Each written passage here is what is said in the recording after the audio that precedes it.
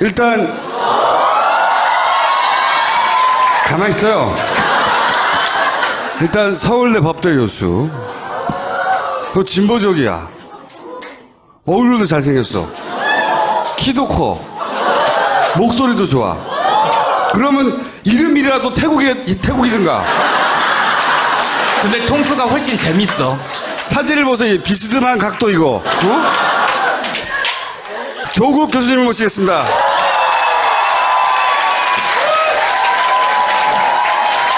조국 교수님은 말이죠. 사진을 찍으면은 보통은 이렇게 찍어요. 보통 알려진 분들은 다 이렇게 찍는데 교수님 각도가 비스듬해요. 이렇게. 법대 현재 교수예요. 그런데 현재 교수로 SNS나 이런 정치적 발언을 굉장히 직접적으로 하시거든요. 얼굴 보니까 더 잘생겼네. 아. 일로 보지 마시고 절로 보세요. 혹시 그런 발언 때문에 교수 사회에서 욕을 먹고 있지 않으세요? 제가 속하고 있는 학교에서는 욕을 먹지 않고 있습니다. 목소리도 좋아. 마이크에 필터 넣어주세요. 헬륨 가스 목소리 나오게. 그러니까 제가 아시다시피 제가 재직하고 있는 학교가 서울대학교인데 서울대학교 선생님들의 뭐 대부분은 보수적이시죠, 사실은. 매우 보수적이신데 뭐 제가 진보적이라서 전 서울대학교 2001년에 채용되었는데 진보적인 이유로 저를 뽑지는 않았을 거 아니겠습니까? 공부도 잘했다는 얘기지. 뭐 내치지 않은 이유는 학교 내의 문법, 학교 내의 요구를 제가 일정하게 하고 있기 때문에 지금 뭐 여기까지 와 있지 않겠습니까? 잘난 척을 너무 심하지 않나. 그리고 많은 분들이 제가 여의도에 있을 거라고 많이 생각하는데. 그러니까 반정치인처럼 생각하거든요. 실제 그렇지 않습니다. 물론 여의도에 제 친구 선후배분들이 많이 계시죠. 현직 국회의원들 등등 아주 많이 있는데 옛날 옛 친구들이 많이 있긴 합니다만은 전 주로 학교에 있습니다. 자랑을 이렇게 하는 희한한 방식으로. 그러면은 교수님도 정년 보장이 돼 있나요? 저는 2001년에 채용되고 2004년에 정년 보장 받았습니다. 정년 보장은 아무나 해주나요? 아니 그렇게 잘난 찬스를 또 주면 어떡해요? 잘난 척할. 물론 법적으로 보면 정년 보장 이후에는 논문을 한 편도 안 써도 먹고 살 수 있다는 얘기입니다. 정년 보장의 의미는 통상 한 편도 안 쓴 분은 거의 없고 지금까지 약 한 45편 정도 쓴 것 같아요, 논문은. 뭘 놀래고 그래? 이 사람들이 나를 봐. 교수님들은 저쪽 보시고. 마침 그 김여경 교수 논란도 있었잖아요.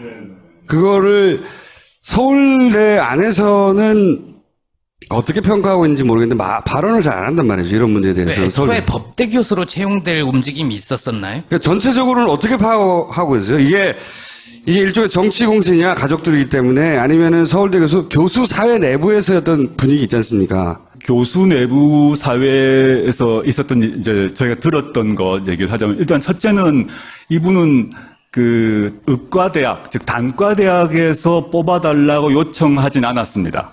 그러니까 대부분의 대학은 저를 뽑을 때 같으면 전 2001년에 단과대학에서 이러이러한 전공 사람이 필요하다라고 본부에 올리면 본부에서 허가가 나고 그 다음에 공지가 되면 지원자를 받아서 경쟁을 해서 뽑습니다.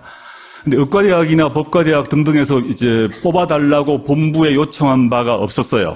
티오가 생겨서 뽑아달라 이건 아니었다. 티오가 갑자기 위에서 생긴 거죠. 그런 경우도 간혹 있나요? 매우 드물다고 보시면 됩니다. 그러니까 그 김미경 교수 말고 다른 케이스를 알고 계시는 게 있나요? 해외 대학의 교수를 하시면서 아주 그 분야에 아주 큰 상을 타셨다. 이 정도 되면 특채할 경우가 있고요. 근데 김병 교수님 같은 경우는 그 당시에 이제 우리 김 기자님 말씀하신 법대 얘기는 법대 내부에서도 이 소문으로 도는 겁니다. 갑자기 법대에서 법대 쪽으로 이런 얘기가 있다더라라는 얘기를 저도 소문으로 들었습니다. 근데 법대 선생님들이 뭐 저를 포함해 좀 깐깐하기 때문에 아마 법대에는 전혀 얘기가 진행이 안 됐던 것 같고 그 다음에 의과대학으로 옮겨갔다가 의과대학에서도 이제 반발이 있으니까 또 여러 전공을 바꿔 나가서 뽑은 걸로 알고 있습니다. 그래서 당시에 이제 가장 불만이 많았던 분들은 의대 교수님들이죠. 다른 쪽은 이 진행되는지를 최근에 이렇게 자료가 공개되기 전까지는 이 인사 사항은 극비입니다. 근데 공개가 되면서 의대 교수님들은 다 내부적으로 경론이 있은 걸 알고 있었고, 당시 시점에 그 의대 교수님 몇 분이 이메일을 그 서울대 전체 교수에게 보냈어요. 이거 말도 안 된다. 아, 당시에 내부적으로는. 네, 그게 최근에 공개되었던 그 의과대학을 사랑하는 교수 모임 그 이메일이 요번에 등장을 하더라고요. 근데 다른 저를 포함해서 그 당시는 이게 뭐지 도대체? 왜 갑자기 이런 일이 생기지? 이렇게 하지만 자료를 볼 수 없었기 때문에 전혀 말을 못하는 상황이었다라고 보시면 되고, 이제 우리 안철수 당시, 지금 안철수 후보님, 그 다음에 김미영 교수님이 이제 1+1 패키지로 오셨는데. 확실합니까? 1+1 패키지로 온 게 아니, 맞아요? 그게 이제 미국에서는 미국이 네. 땅이 워낙 커서 배우자를 같이 채용하는 딜이 가능합니다. 한국에는 거의 없는 걸로 알고 있고, 서울대 역사상 두 분이 동시에 정년보장으로 채용된 거는 서울대 전 역사에서 처음 있는 일이죠. 근데 이제 안철수가 탈당했고, 국민의당 만들어지고 이 과정 전반에 혁신위원회라는 게 그 전에 있었어요. 당을 혁신하자. 그럴 때 혁신위원장을 하셨어요, 그때. 장으로 제안받았는데 제가 거절하고 김상곤 위원장님이 하는 게 맞다고 해서 저는 위원이었습니다. 그때 무슨 워딩을 그때 날리셨냐면 제가 기억하는 게 안철수는 차라리 탈당해라. 실제로 탈당했잖아. 이 사단을 만든 책임자 중에 하나예요. 그때 무슨 일이 있었는지 전후 사정을. 당시 이제 문재인 대표가 당대표였죠. 근데 흔들기가 계속되는 상태에서 그 당을 혁신하겠다고 해서 혁신위원장을 모신다고 했을 때 맨 처음에 얘기를 했던 사람은 안철수 그 당시 의원이었습니다. 근데 안 의원이 거절하셨고, 또 저에게도 그런 얘기가 와서 저는 안 된다라고 거절하고 혁신위원으로 들어갔는데, 그래서 이제 혁신안을 만들었습니다. 계속 10차에 걸쳐서 계속 만들었는데, 그 만든 모든 혁신안은 당시 새정치민주연합의 그 당무위원회, 중앙위원회 등등 모든 공식적 절차를 다 거쳐서 토의를 하고 난 뒤에 압도적 다수로 통과가 됩니다. 그게 지금의 당헌 당규입니다. 이게 마음대로 우물딱주물딱해서 당헌 당규를 만든 게 아니라 모든 공식 절차를 다 지키고 토론을 다 거치고 있는데 통과가 됐는데 갑자기 그게 틀렸다고 하시고 이게 필요 없고 전당대회 새로 해야 된다라고 계속 안 의원이 하시는 겁니다. 그 논쟁하는 자리에 안철수 의원은 당시 안 오셨잖아요. 제가 정말 답답한 일이죠. 왜냐하면 이제 안철수 의원님은 그 지금 말하는 의원총회, 당무위원회, 중앙위원회 모두 출석해서 발언할 수 있는 권리가 있습니다. 근데 그 자리엔 전혀 안 오세요. 안 오시고 결정이 나면 그날 오후에 틀렸다고 하세요. 그러니까 왜 나한테 안 물어보고 그렇게 결정하냐 이런 생각을 저는 이게 하는 거죠. 물론 이제 안철수 의원님이 그 당시도 굳이 얘기하면 큰 그 세력의 수장이실 수 있는데 그때 저는 당시 느낌으로 이제 탈당을 준비하시는구나라는 느낌이 들었습니다. 그래서 제가 그 말을 질렀을 때 주변 사람들이 심한 거 아니냐라고 많이 욕을 먹었어요. 근데 저는 아무리 탈당하실 것 같아. 그러려면 깔끔하게 정리하는 게 맞지 않겠냐 이런 취지에서 말씀드렸죠. 몰아내신 거야. 그때 전혀 저 몰아내진 않았습니다. 안철수 의원께서 당시에 탈당을 안 하시고 혁신위가 통과했던 당헌 당규에 따라서 움직이시면서 활동을 했다면 과거 이제 더민주 전당대회를 생각해 보시면 그때 거의 안희정 지사 같은 정도의 힘과 역할을 가졌을 거라고 생각합니다. 근데 그분은 그렇게 생각을 안 하셨어요. 자기만의 군대가 필요하구나. 그걸로 만족 못하는 거죠. 어떤 정치인으로서 자신이 권력을 잡아야겠다는 것, 저는 그건 도덕적으로 비난해서는 안 된다고 봅니다. 나가신 거죠. 나가셔서 새로운 당을 만드셨고, 일종의 새로운 기업을 창업하셨잖아요. 그분 표현대로. 국민의당을 창업하셔서. 은근히 디스하시는 거야. 제가 쓴 말이 아니기 때문에. 그래서 점잖게 말씀하시는데 가만 듣고 보면은. 그런 정책을 하고 지난 총선까지 상당한 성과를 거두셨죠. 근데 저는 좀 비판적으로 봤던 게 그럴 수 있다 생각하지만 저는 우리 사회의 정당이 저러면 되는 거냐. 물론 비유는 할 수 없습니다만 지금 바른정당의 사람들 즉 탈영했다가 원대 복귀한 양아치들이거든요. 교수님, 양아치라는 표현. 전 정치 양아치라고 생각합니다. 이거 진보다 보수의 문제가 아니라 우리가 이제 OECD 국가에서 민주공화국의 헌법 속에서 우리 헌법에 정당의 자유와 정당을 보장하는 헌법 조항이 있습니다. 근데 그걸 정당, 그 국고보조금 우리가 줍니다. 우리 세금으로 어마어마한 돈을 정당에 줍니다. 그러려면 저런 행동은 정당이라고 볼 수 없는 거죠. 저는 정말 부끄러워야 한다. 진보보수의 문제가 아닌 것이고, 나왔다가, 세불련에 들어갔다가, 게다가 자기 당의 절차에 따라서 유세하고 경선에서 합법적으로 뽑은 유승민 후보에다가 13명이 등에 칼을 꼽고, 그 다음에 돌아갔잖아요. 이게 말이 안 되죠. 그 중에 한 명은 다시 돌아왔습니다. 예. 뭐 아주 황당한 거죠, 뭐.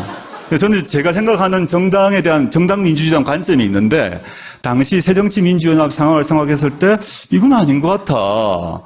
그 정당 내에서, 사실 조그만 동아리에서도 룰이 있잖아요. 거기서 룰을 얘기하면 논쟁을 해서 뭐 합의를 하면 지키고 이렇게 해야 되는데, 그래서 저는, 이분이 스타일이 다르구나 알았어요.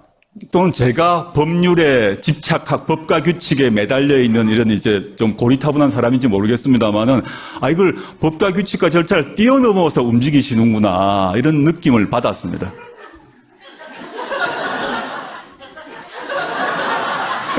또 디스인가요? 아니, 그러니까, 말을 너무 잘하잖아요. 뭐 얘기하다가 말도 막히고 그래야 되는데, 이 정도면 제가 보기엔 정치를 직접 해야 되는. 정치를 왜 직접 안 하십니까? 전혀 아니고요. 그런 생각은 전혀 없어요, 앞으로? 뭐 우리 총수님이나 우리 김 기자님 아시겠습니다만 여러 가지 제안들이 많이 있었던 건 사실이 있고, 출마하라, 뭐 또는 이제 왜 입만 떠드냐, 실제 나와서 해보지, 뭐 여러 가지, 즉 왼쪽 오른쪽 모두에서 비판이 있는 것 같습니다. 한쪽은 입을 닫아라라는 거죠.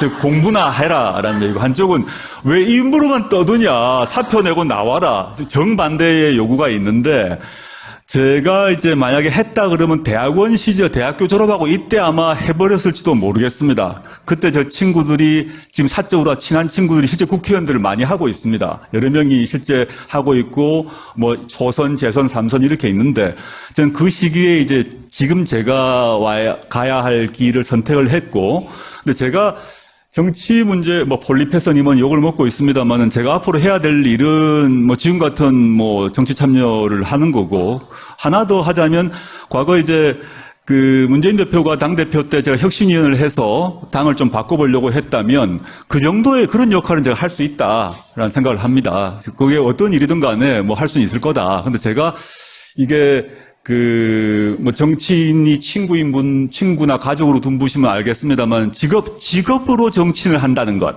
그거는 말 몇 마디 잘한다, 글 잘 쓴다고 다른 문제가 있습니다. 직업 정치인, 제 친구들, 친한 친구들을 보게 되면 아침부터 밤까지 완전히 대중과 함께 살아야 됩니다. 꼭 그렇지는 않아요. 선거 때는 그런데. 근데 완전히, 지금도 전국을 돌면서 몸으로 뛰죠. 정말 아침부터 밤까지. 그거가 너무너무 소중하고 중요한 능력인데, 저는 그렇게 훈련되지 못했다라고 보고, 지금 제가 잘한다고 얘기되어 있는 그런 것들을 잘하는 쪽으로 훈련되어 있죠. 2012년에는 문재인 후보 지지 유세도 꽤 많이 하지 않으셨나요? 이번에도 좀 하셨나요? 12년엔 전국 돌았죠, 사실은요. 네. 2012년 때는 제가 작정하고, 뭐, 광화문 유세도 했을 뿐만 아니라 전국을 다 돌았고요. 요번에는, 전국을 돌지는 않고 있고 조금씩 하고 있는데, 지금은 저는 이렇게 생각합니다. 그때와 다르게 뉴페이스가 필요한 시대다. 문재인 후보를 위해서. 저도 TV 찬조 연설을 하긴 했는데, 2012년에는 국내용을 했습니다. 근데 이번에는 아마 못 보셨겠습니다만 재외 동포용을 했습니다. 해외에서 먹히는 얼굴이라는 거죠. 기분이 나빠요, 나는 이런 게 다.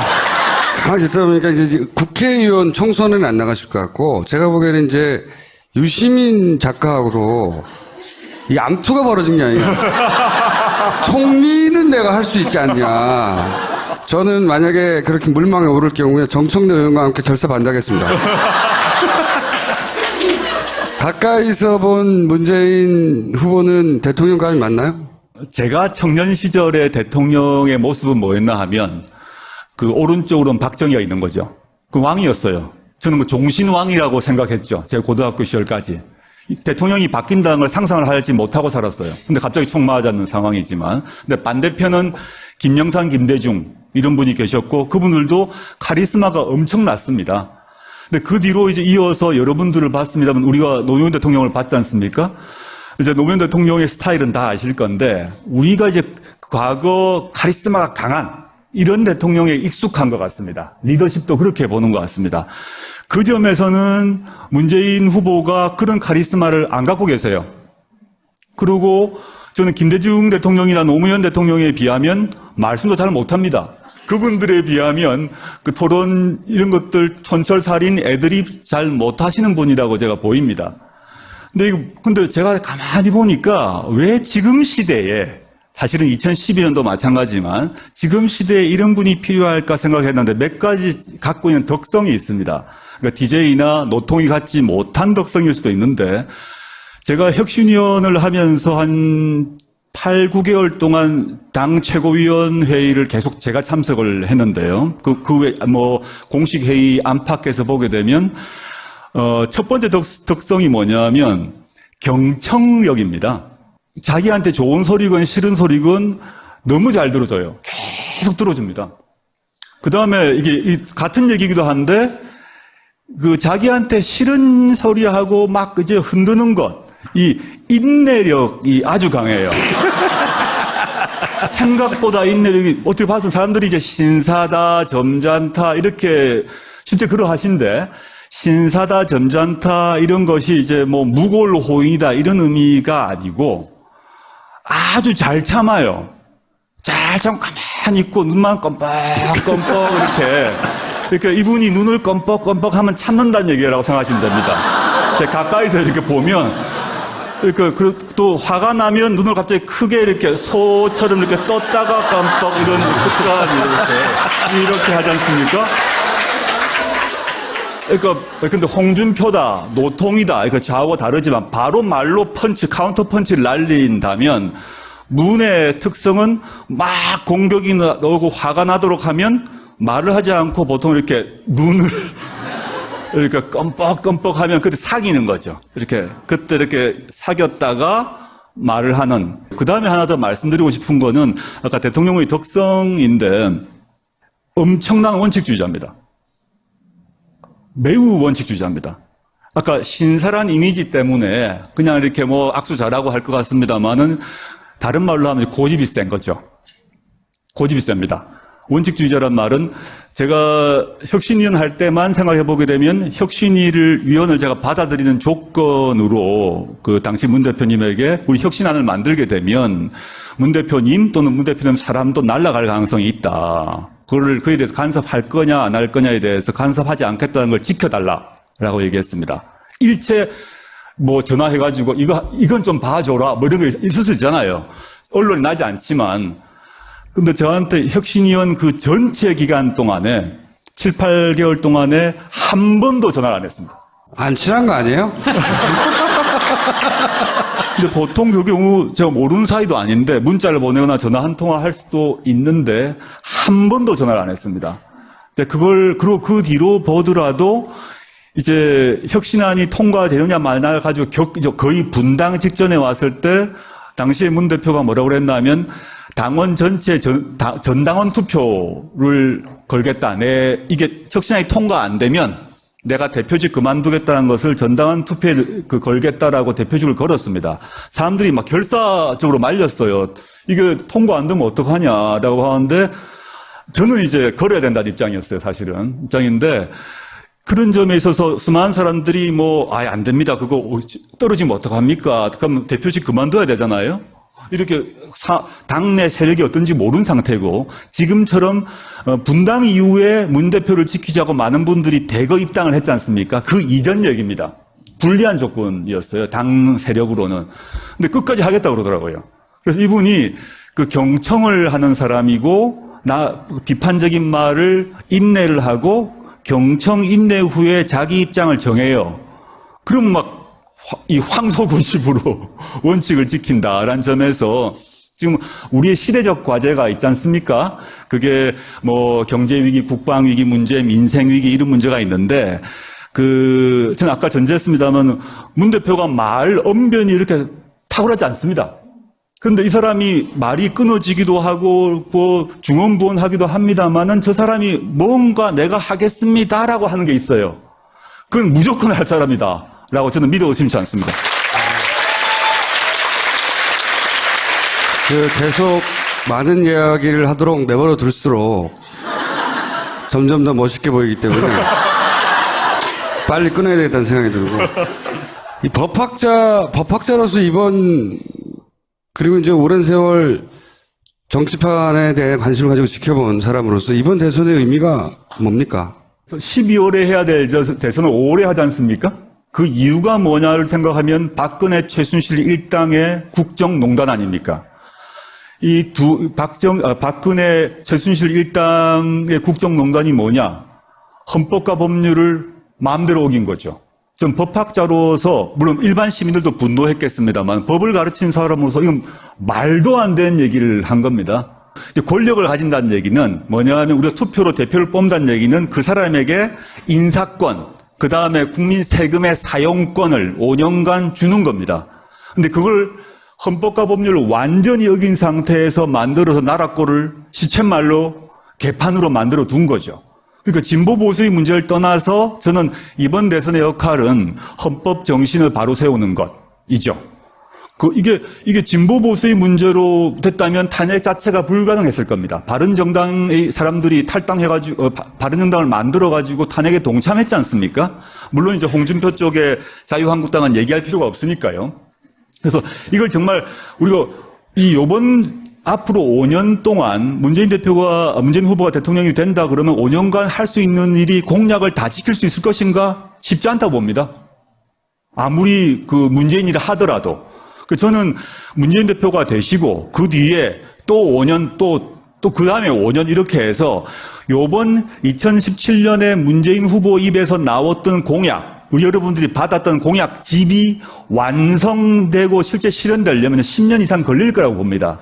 근데 지금 시점에 그 문재인 정권이 해야 될 일은 가장 기본적으로 나라의 뿌리를 새로 박는 거죠. 기둥을 새로 잡는 걸 먼저 하고, 그게 이제 1차적인 것 같고요. 법학자 입장에서는. 그에 기초해서 두 번째는 저는 민생위기라고 봅니다. 이 민생이 워낙 안 좋은 상태이기 때문에 저는 국가의 안보 문제나 이 문제는 다르게 외교적으로 처리할 거라고 보고, 우리가 외교 문제를 우리가 나서서 해결할 수는 없지 않습니까? 그거는 이제 청와대와 외교부 등등에서 할 거라고 믿어 의심치 않고요.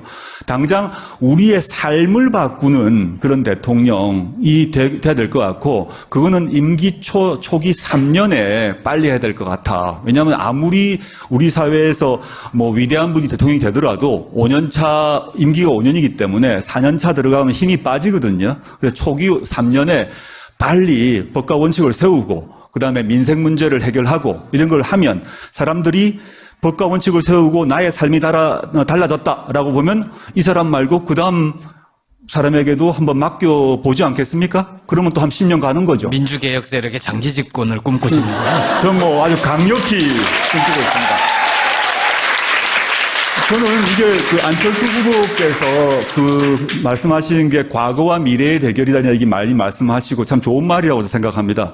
근데 저는 이제 구호보다 사람을 봐야 되는데, 여기는 문재인 후보가 있고 안희정이 있고 이재명이 있고 박원순이 있고 김부겸이 있고 등등등이 있다면, 여기는 안철수 후보 말고는 박지원, 손학규, 김종인 이런 분들이 계신데 어느 쪽이 미래인가? 단어로서의 미래가 아니라 우리는 모든 정책과 비전은 사람을 통해서 실현되는데, 미래를 담보할 수 있는 사람이 어디에 있는가? 전 단순히 이제 그 미래가 육체적 그 나이를 가지고 얘기하지 않습니다. 나이가 많더라도 그 DJ 훌륭하시죠. 근데 그분들이 하시는 비전이 갖고 있는 생각, 행동 등이 그냥 대표적 인물을 비교를 해보자는 겁니다. 우리의 미래를 누구에게 맡길 것이냐? 저는 뭐 1%의 그 재고 없이 저는 지금 아까 말했던 더민주에게 미래가 있다라고 생각합니다. 그렇게 단정적으로 말씀을 하시면 심상정 후보가 좀 섭섭하지 않으실까요? 뭐 저는 심 후보님 또 그 노회찬 또 의원님, 저 사적으로 제가 노회찬 의원 후원회장입니다. 잘 많이 모르시는데 제가 이제 민주당, 더민주에 있는 친구분들, 제 친구 후배들, 근데 뭐, 제자에 해당되면 박주민 의원도 제가 후원회장인데, 뭐, 여러 사람이 있어요. 근데 노회찬 의원하고도 제 관계가 오래전부터 좋은 사이입니다. 오래전부터. 저는 당적이 없는데, 정의당 또는 진보정당에 대해서 제가 이제 말씀드리고 싶은 거는, 저는 과거 열린우리당 시절 때를 생각해 봐야 될 것 같은데, 그 당시에 그 말은 지금 더민주와 지금 정의당이 같이 고민해야 할 점이 있다고 봅니다.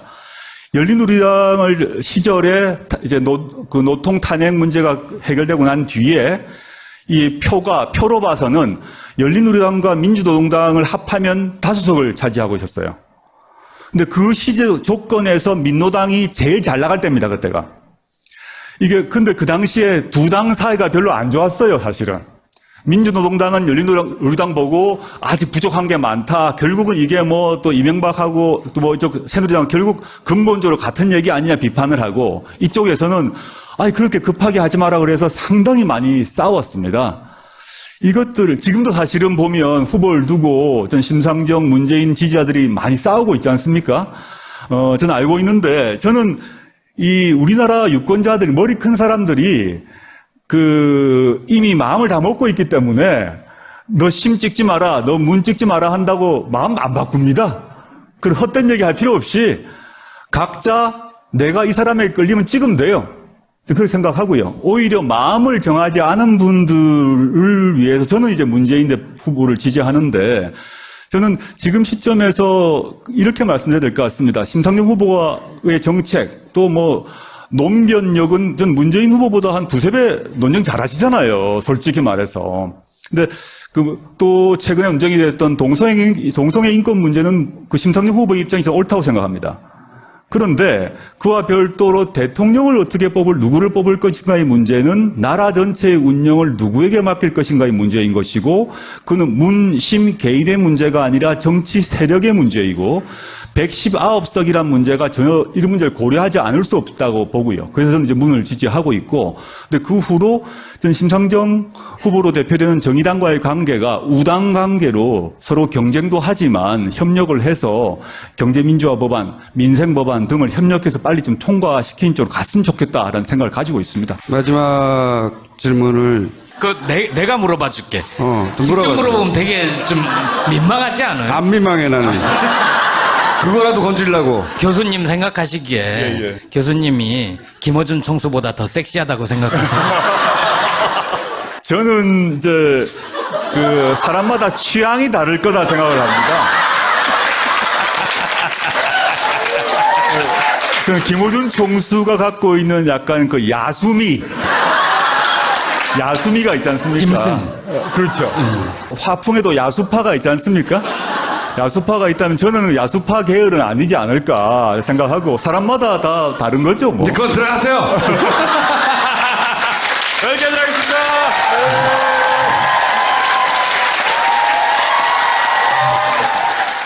일단 가만히 있어요. 일단 서울대 법대 교수. 그 진보적이야. 얼굴도 잘생겼어. 키도 커. 목소리도 좋아. 그러면 이름이라도 태국이든가. 근데 총수가 훨씬 재밌어. 사진을 보세요. 비스듬한 각도 이거. 조국 교수님을 모시겠습니다.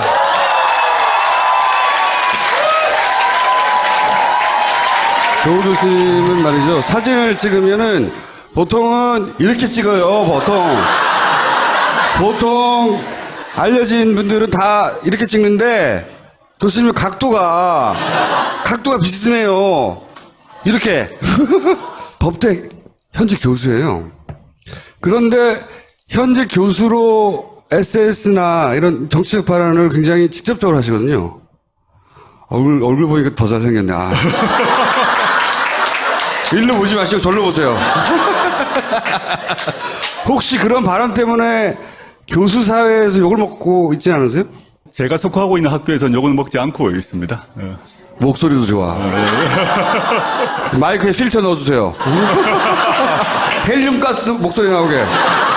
그러니까 제가 아시다시피 제가 재직하고 있는 학교가 서울대학교인데 서울대학교 선생님들의 뭐 대부분은 보수적이시죠, 사실은. 매우 보수적이신데 뭐 제가 진보적이라서 전 서울대학교 2001년에 채용되었는데 진보적인 이유로 저를 뽑지는 않았을 거 아니겠습니까? 공부도 잘했다는 얘기지. 신하는 당시 새정치민주연합의 그 당무위원회, 중앙위원회 등등 모든 공식적 절차를 다 거쳐서 토의를 하고 난 뒤에 압도적 다수로 통과가 됩니다. 그게 지금의 당헌 당규입니다.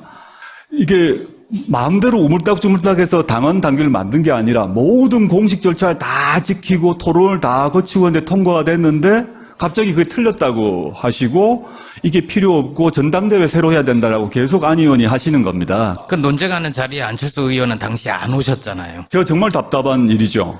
왜냐하면 그 이제 안철수 의원님은 그 지금 말하는 의원총회, 뭐 당무위원회, 중앙위원회 모두 출석해서 발언할 수 있는 권리가 있습니다. 근데 그 자리엔 전혀 안 오세요. 안 오시고 결정이 나면 그날 오후에 틀렸다고 하세요. 그러니까 왜 나한테 안 물어보고 그렇게 결정하냐 이런 생각을 저는 이게 하는 거죠. 물론 이제 안철수 의원님이 그 당시도 뭐 굳이 얘기하면 큰 그 세력의 수장이실 수 있는데 그때 저는 당시 느낌으로 이제 탈당을 준비하시는구나라는 느낌이 들었습니다. 그래서 제가 그 말을 질렀을 때 주변 사람들이 심한 거 아니냐라고 많이 욕을 먹었어요. 근데 저는 아무리 탈당하실 것 같아. 그러려면 깔끔하게 정리하는 게 낫지 않겠냐 이런 취지에서 말씀드렸죠. 몰아내신 거야. 그때 전혀 제가 몰아내진 않았습니다. 안철수 의원께서 당시에 탈당을 안 하시고 혁신위가 통과했던 당헌 당규에 따라서 움직이시면서 활동을 했다면 과거 이제 더민주 전당대회를 생각해 보시면 그때 거의 안희정 지사 같은 정도의 힘과 역할을 가졌을 거라고 생각합니다. 근데 그분은 그렇게 생각을 안 하셨어요. 자기만의 군대가 필요하구나. 뭐 내치지 않은 이유는 학교 내의 문법, 학교 내의 요구를 제가 일정하게 하고 있기 때문에 지금 뭐 여기까지 와 있지 않겠습니까? 잘난 척을 너무 심하지 않나. 그리고 많은 분들이 제가 여의도에 있을 거라고 많이 생각하는데 그러니까 반정치인처럼 생각하거든요. 실제 그렇지 않습니다. 물론 여의도에 제 친구 선후배분들이 많이 계시죠. 현직 국회의원들 등등 아주 많이 있는데 옛날 옛 친구들이 많이 있긴 합니다만은 전 주로 학교에 있습니다. 자랑을 이렇게 하는 희한한 방식으로. 그러면은 교수님도 정년 보장이 돼 있나요? 저는 2001년에 채용되고 2004년에 정년 보장 받았습니다. 정년 보장은 아무나 해주나요? 아니 그렇게 잘난 찬스를 또 주면 어떡해요? 잘난 척할. 물론 법적으로 보면 정년 보장 이후에는 논문을 한 편도 안 써도 먹고 살 수 있다는 얘기입니다. 정년 보장의 의미는 통상 한 편도 안 쓴 분은 거의 없고 지금까지 약 한 45편 정도 쓴 것 같아요. 논문은. 뭘 놀래고 그래? 이 사람들이 나를 봐. 교수님들은 저쪽 보시고. 마침 그 김여경 교수 논란도 있었잖아요. 그거를 서울대 안에서는 어떻게 평가하고 있는지 모르겠는데 발언을 잘 안 한단 말이죠. 이런 문제에 대해서. 왜 애초에 법대 교수로 채용될 움직임이 있었었나요? 그러니까 전체적으로는 어떻게 파악하고 있어요? 이게 일종의 정치 공신이야 가족들이기 때문에 아니면은 서울대 교수 사회 내부에서 어떤 분위기 있지 않습니까? 교수 내부 사회에서 있었던 이제 저희가 들었던 것 얘기를 하자면 일단 첫째는 이분은 그 의과대학 즉 단과대학에서 뽑아달라고 요청하진 않았습니다. 그러니까 대부분의 대학은 저를 뽑을 때 같으면 전 2001년에 단과대학에서 이러이러한 전공 사람이 필요하다라고 본부에 올리면 본부에서 허가가 나고 그 다음에 공지가 되면 지원자를 받아서 경쟁을 해서 뽑습니다. 근데 의과대학이나 법과대학 등등에서 이제 뽑아달라고 본부에 요청한 바가 없었어요. 티오가 생겨서 뽑아달라 이건 아니었다. 티오가 갑자기 위에서 생긴 거죠. 그런 경우도 간혹 있나요? 매우 드물다고 보시면 됩니다. 그러니까 그 김미경 교수 말고 다른 케이스를 알고 계시는 게 있나요? 해외 대학에 교수를 하시면서 아주 그 분야에 아주 큰 상을 타셨다. 이 정도 되면 특채할 경우가 있고요. 근데 김병 교수님 같은 경우는 그 당시에 이제 우리 김 기자님 말씀하신 법대 얘기는 법대 내부에서도 이 소문으로 도는 겁니다. 갑자기 법대 쪽으로 이런 얘기가 있다더라라는 얘기를 저도 소문으로 들었습니다. 근데 법대 선생님들이 뭐 저를 포함해 좀 깐깐하기 때문에 아마 법대에는 전혀 얘기가 진행이 안 됐던 것 같고 그다음에 의과대학으로 옮겨갔다가 의과대학에서도 이제 반발이 있으니까 또 여러 전공을 바꿔 나가서 뽑은 걸로 알고 있습니다. 그래서 당시에 이제 가장 불만이 많았던 분들은 의대 교수님들이죠. 다른 쪽은 이 진행되는지를 최근에 이렇게 자료가 공개되기 전까지는 이 인사 사항은 극비입니다. 근데 공개가 되면서 의대 교수님들은 다 내부적으로 경론이 있은 걸 알고 있었고, 당시 시점에 그 의대 교수님 몇 분이 이메일을 그 서울대 전체 교수에게 보냈어요. 이거 말도 안 된다. 당시에 내부적으로는. 네, 그게 최근에 공개되었던 그 의과대학을 사랑하는 교수 모임 그 이메일이 요번에 등장을 하더라고요. 근데 다른 저를 포함해서 그 당시는 이게 뭐지 도대체? 왜 갑자기 이런 일이 생기지? 이렇게 하지만 자료를 볼 수 없었기 때문에 전혀 말을 못하는 상황이었다라고 보시면 되고, 이제 우리 안철수 당시, 지금 안철수 후보님, 그 다음에 김미영 교수님이 이제 1+1 패키지로 오셨는데. 확실합니까? 1+1 패키지로 온 게 아니, 맞아요? 그게 이제 미국에서는 미국이 네. 땅이 워낙 커서 배우자를 같이 채용하는 딜이 가능합니다. 한국에는 거의 없는 걸로 알고 있고, 서울대 역사상 두 분이 동시에 정년보장으로 채용된 거는 서울대 전 역사에서 처음 있는 일이죠. 근데 이제 안철수 후보가 탈당했고, 국민의당 만들어지고 이 과정 전반에 혁신위원회라는 게 그 전에 있었어요. 당을 혁신하자. 그럴 때 혁신위원장을 하셨어요, 그때. 장으로 제안받았는데 제가 거절하고 김상곤 위원장님이 하는 게 맞다고 해서 저는 위원이었습니다. 그때 무슨 워딩을 그때 날리셨냐면 제가 기억하는 게 안철수는 차라리 탈당해라. 실제로 탈당했잖아. 이 사단을 만든 책임자 중에 하나예요. 그때 무슨 일이 있었는지 전후 사정을. 당시 이제 문재인 대표가 당대표였죠. 근데 흔들기가 계속되는 상태에서 그 당을 혁신하겠다고 해서 혁신위원장을 모신다고 했을 때 맨 처음에 얘기를 했던 사람은 안철수 그 당시 의원이었습니다. 근데 안 의원이 거절하셨고, 또 저에게도 그런 얘기가 와서 저는 안 된다라고 거절하고 혁신위원으로 들어갔는데, 그래서 이제 혁신안을 만들었습니다. 계속 10차에 걸쳐서 계속 만들었는데, 그 만든 모든